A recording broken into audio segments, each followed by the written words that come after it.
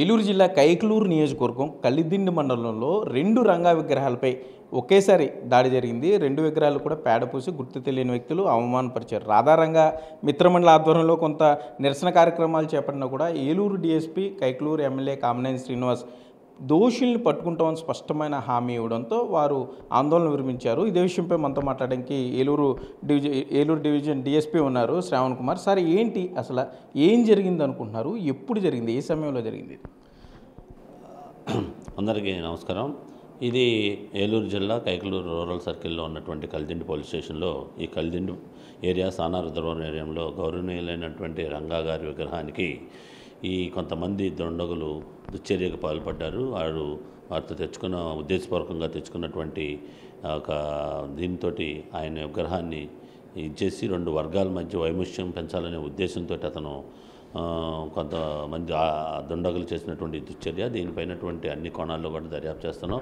3 ఇన్స్పెక్టర్స్ని, ఒక 5 సబ్ ఇన్స్పెక్టర్స్తో పాటు ఒక టీం తయారు చేసి అన్ని కోణాల్లో ఎలా జరిగింది, ఎవరెవరు దీనిలో పాల్గొని ఉండొచ్చు, ఉన్న అవైలబుల్గా ఉన్నటువంటి సీసీటీవీ ఫోటోస్తో పాటు ఇతర సాంకేతిక పరిజ్ఞానం వాడుకొని మేము దీన్ని టెస్ట్ చేయడానికి ప్రయత్నం చేస్తున్నాం. తొందరలో ఈ దుండగులు కూడా పట్టుకోవడం జరుగుతుంది.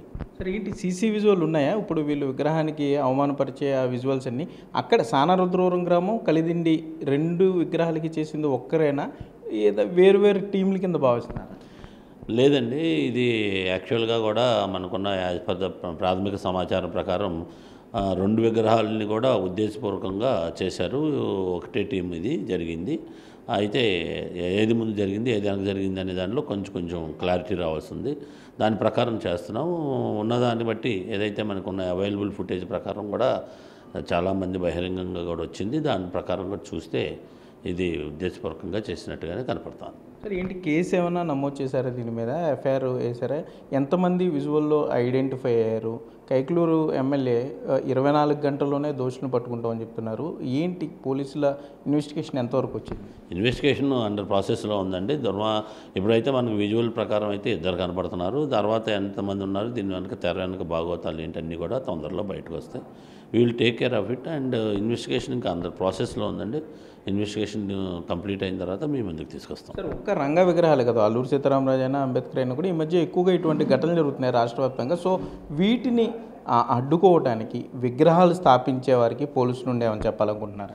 అదే క్లియర్గా చెప్తున్నామండి. చాలా చోట్ల కూడా మీకు సీసీ కెమెరా, దీనికి కూడా మేము సీసీ కెమెరాలు మా పోలీసువే కెమెరాలు దానికి ఉండటం సరిపోయిందండి. అదేవిధంగా ఇప్పుడు కొత్తగా కూడా విగ్రహాలు పెట్టిన తర్వాత చాలా కెమెరాలు ఇప్పుడు సానారుద్రవరం కేంద్రదేశంలో ఆ కెమెరా దగ్గరలో పెట్టడంతో దాని యొక్క ప్లగ్ కూడా పీకేశారు వాళ్ళు. దాని ప్రకారం చేస్తున్నారు చేసే దుండగులు. కాబట్టి ఈసారి మరింత పగడ్బందీగా విగ్రహాలకి కెమెరాలు ఏర్పాటు చేయించడం,